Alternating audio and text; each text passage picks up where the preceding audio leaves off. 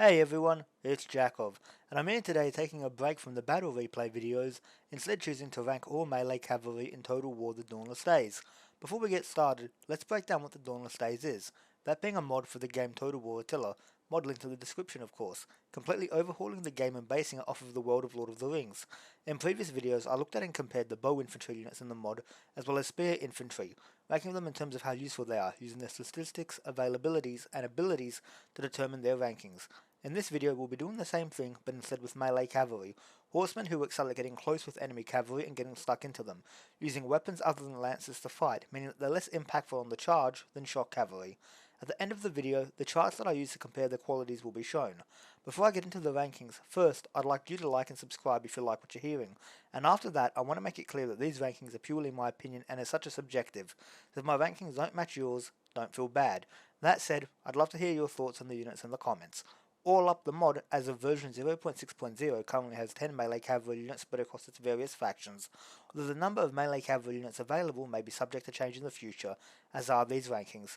In addition to this, several units in this video are shared between factions, whether they've been differentiated due to the different impact they have on the rosters they find themselves in. With all that said, let's start the rankings. Coming in last place, we have the Aerid of the Westfold, a silver tier 2 heavy melee cavalry unit hailing from Rohan.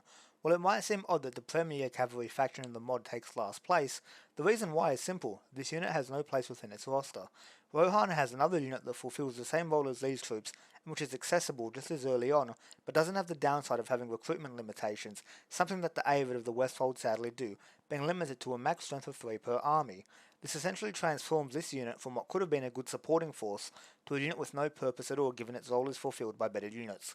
Overall, a sad situation for this unit to be in, given that personally I find it one of the most visually striking units that the Rohirrim can field. Missing out on last place, we have the Servants of the Eye. This unit of gold tier 4 very heavy melee cavalry is unique, given that it's found within both the Dol Guldur faction and the Mordor faction, although in this case, the Servant of the Eye unit scoring so low is the Dol Guldur version. Much like the previous unit, this ranking is influenced by the fact that this unit is limited in its numbers when it comes to recruitment. However, instead of having the standard 3 unit limit, it only has 2 available. This means that Dol Guldur, which already lacks almost all of its roster, is at even more of a disadvantage, as it quite literally can't field adequate numbers to match infantry-oriented factions, let alone cavalry factions. Overall, while the units do pack a punch, that's not enough to bump them up any higher in these rankings. Coming in 8th place are the escort mercenaries found in the Erebor roster. Much like the previous unit, these silver tier 2 heavy melee cavalry are found within 2 rosters, although they do have a slight name difference. Also like the previous unit, these guys rank lower than their counterpart due to having limitations placed on their recruitment, a max of 3 per army hampering their usefulness. Unlike the previous units however, these guys actually have a role and fulfill it somewhat well, the limitation helping to define their role and the faction they find themselves in, Erebor being designed to be a slow, grindy faction relying on infantry, rather than the explosiveness of cavalry, these troops' best use being to fend off enemy cavalry defensively, rather than to swarm enemy lines. Up next is a familiar unit, the Servants of the Eye, this time the gold tier 4 very heavy melee cavalry hailing from Mordor instead of Dol Guldur. Essentially identical to their Dol Guldur counterparts, this unit is also the only cavalry unit that its respective faction can field. However, while it does have a limit on recruitment, it's limited to 3 instead of 2, meaning that this unit can be deployed more so in force. Combined with the trolls that Mordor has access to, it gives the faction explosive power and flexibility that would otherwise be missing.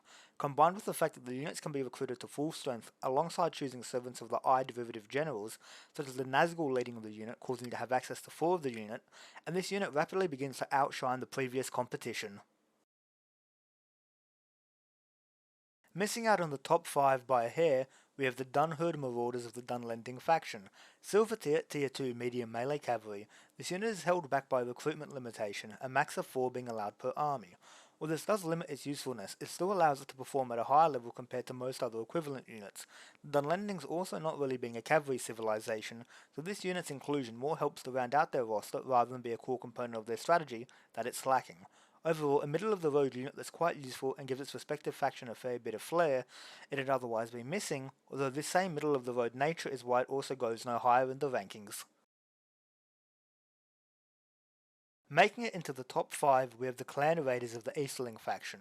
A bronze tier 1 light melee cavalry unit, these guys excel at their role, providing their faction mounted support with no limits, meaning that in early game battles these troops are dominant, helping to turn the tide of battle in favour of Easterling armies. When in the later game they do become outmatched by superior cavalry, be they melee or shock, their ability to be used in large numbers means that more elite cavalry can be swarmed by these troops, somewhat offsetting their weakness, although in fairness the Easterling faction is one that transitions from a marauding cavalry force into dense infantry blocks as their army progresses, this unit matching that progression well. 1. Beating out the Clan Raiders, we have yet another starting cavalry unit, the Northman Scouts of Dale. A bronze tier 1 very light melee cavalry unit, these troops are just as useful as the previous unit and fulfill exactly the same role, providing early game cavalry support. The main thing that distinguishes these troops and puts them ahead for me is the fact that unlike the Clan Raiders who were forced to align swarming to fight up-tiered enemies, these guys are only really needed for early game armies, after which better cavalry capable of fighting off equivalent threats becomes available, meaning that these guys perfectly suit their role in a way most other units don't. Taking the bronze, the Merchant Escorts of Dale stand tall, essentially the same unit as the escort mercenaries fielded by Erebor. These silver tier 2 heavy melee cavalry don't suffer from recruitment limits, meaning that a swarm of mid-tier melee cavalry is a potential strategy for the faction, and allows them to continue to see use later on in the game in a way that bronze tier units with the same ease of access can't. Overall, a strong unit that performs its role well and helps define Dale as an archer and cavalry civilization. Coming in next to take silver are the Esquires of Rohan, whose you could guess from the name are a Rohirrim unit. These silver tier 2 medium melee cavalry are the unit that I referred to when talking about the Aerid of the Westfold, these troops performing their role entirely. Their ability to be used en masse, meaning that massive mounted charges by Rohan's forces are to be expected. As a unit, these troops work amazingly well in concert with the shock cavalry of their faction, tying down enemy horsemen so as to allow their shock counterparts to deliver the knockout blow. An integral part of Rohan's army, this unit is great, however, there is another in the mod which I reckon outshines it.